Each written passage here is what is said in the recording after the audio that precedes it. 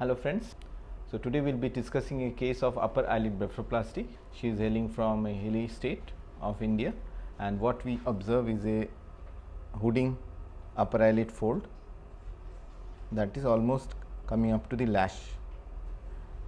So as she is coming from a hilly region, she also complains that there is no lid fold that was present before.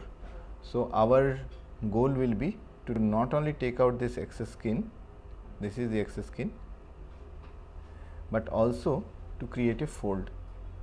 So we will create a fold around 8 to 9 millimeters, and we will excise the excess skin of the upper eyelid.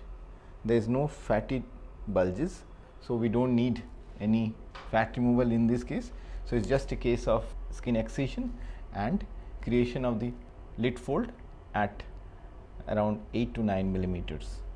She has been explained, and we will come back with the immediate post-op result as soon as we get over with the surgery. Thank you so much.